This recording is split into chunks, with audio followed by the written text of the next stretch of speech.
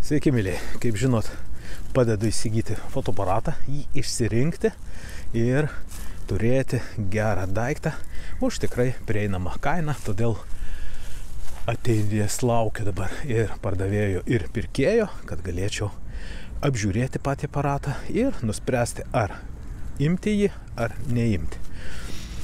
Kągi, laukiam ir tuoj apžiūrėsim. Taigi, aparatas rankose, vizualiai iš tiesų gerai, nuostabiai atrodo, apžiūrim visus kampus. Jeigu ir kažkur tų dulkių prie jos būna jau užsibuvusios ir aiškiai matosi. Pažiūrėt galima įjungus, kaip blykstė ar pasikelia, ar ne. Vat, kol kas nepasikelia, gal dėl to, kad akumuliatorius nusėdęs. Supratau. Ne dėl to, o dėl to, kad nėra jungtas ir objektyvas ir tada štai jinai pasikelia. Mes galim, aišku, ir blykstelt, jinai blyksteli, matosi viskas puikiai, ekranas puikiai, vaizdą rodo labai gerai, šonai nenutrinti, viskas kampai gražus, nė vieno kampelio nemačiau, kad būtų įtrenktas, daužtas, kritęs ar panašiai, dažniausiai labai aiškiai matosi iš fotoaparato apačios. Numeris serijinis objektyvo taip pat nenutrintas ir aišku matosi dažniausiai ant šitų vietų, kur yra aukso raidėm parašyta, kaip jos nusitrina ir labai greit nusitrina. Dirželio puikiai išsilaikęs, tai irgi rodo, kad tikrai nedaug naudotas fotoaparatas. Puikiai galima padaryti keletą nuotraukų, tiesiog kažkur tai spustelt, nufotografuoti. Fotografuojam pusiau automatiniu režimu, dar kartą atidarom ekranėlį. Įjungus M režimą, tai yra programinį režimą, žiūrim, kaip reguliuojasi išlaikymas. Taip, išlaikymas reguliuojasi ir jeigu mes fotografuosim, turėtų būti labai ilgas, aišku, sudirbo. Dabar pagreitinam išlaikymą, paklausom, kaip tai veikia. Labai greit suveikia, puiku. Dabar ką mes turim padaryti dargi? Live View įjungti ir pažiūrėti, kaip rodo tiesioginį vaizdą. Tai irgi labai svarbu, kad viskas veiktų, viskas matytųsi. Kaip meniu, ką meniu rodo. Viskas perinama per visus meniu, viskas įjungta, padaryta tai, ko reikia. Gerai, dabar pareguliuojam diafragmą. Spustelt reiktų šitą knopkelę ir vėl tą patį ratuką sukiuojam, diafragma keičiasi ir tai matosi aiškiai. Serija kadrų jisai daro ar ne. Štai knopkelė iš kitos pusės paspaudus. Mes galim pasirinkti seriją kadrų lėtesnę seriją, greitesnę seriją. Pasirinkam greitesnę ir spustelim. Puikiai greitis yra.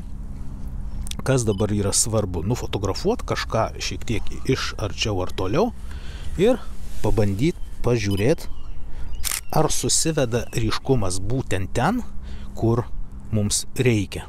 Tai tokiu atveju mes pasididinam ir pasižiūrim, ar ryšku. Viskas gerai, ryšku. Dabar pati turbūt svarbiausia dalis, tai uždarom dangtelį, kad nesimaišytų ir atkreipiam dėmesį su tokiu štai aparatu, ar viskas gerai su stiklais, ar nėra subraižytų. Pažiūrėti visus kampus, ar tikrai aparatas, tai yra objektyvas, nebuvo trinkteltas. Stiklai švarus gražus, dulkelės, tai čia menknikis. Būtina pažiūrėti ir kitą objektyvo galą. Būtinai, nes jeigu ant šitos stiklo kažkas yra, tai tada aiškiai nuotraukose matysis, o to mums negalima prileisti. Dabar žvilgtelim ir kas čia vyksta. Kiekvienas varžtelis turi būti apžiūrėtas, ar aparatas nėra taisytas. Kaip ir objektyvo varžteliai. Taip, kad aparatas nėra taisytas. Aišku, dar už kadro mes kur kas labiau pažiūrėsim, kaip sako, giliau. Ir tada įvertinsim, galima jį pasilikti ar ne. Visumoj, vizualiai ir kaip jisai dirba, aš nematau jokių priekaištų, taigi už tokią kainą aš manau, kad aparatas tikrai vertas dėmesio.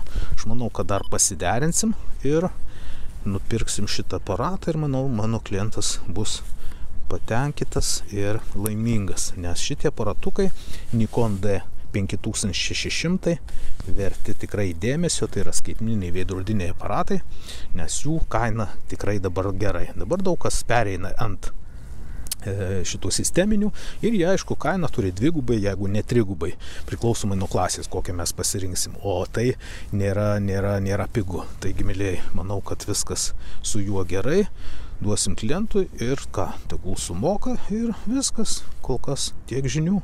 Tai štai, mėlyjei, ką tik išsiskyrėm ir pardavėjo ir kliento, ir pardavėjas patenkintas, kad pardavė, ir klientas patenkintas, kad įsigijo. Taigi tokia paslauga, aš manau, labai gerai, nes jūs sutaupote iš tikrųjų, neprisipirkė kažko to, ko nereikia.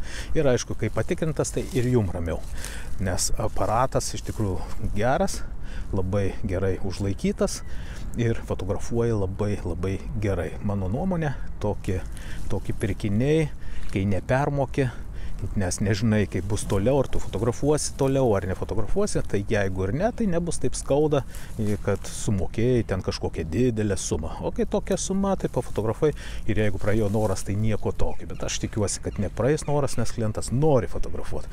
Tai štai, prašom kreiptis, padedu įsigyti, o kas nori daugiau išmokti fotografijos, tai mano YouTube kanale Dubrolskio fotografijos kursai, jūs tikrai galite apsilankyti, išgirst, sužinot kaip ką ir kreiptis į mane, kad mokytis individualiai arba savarankiškai. Kągi, mėlyjei, iki sekančio karto, iki sekančių klientų, kad galėčiau padėti išsirinkti ir įsigyti jam tinkamą fotoaparatą. Visiems iki.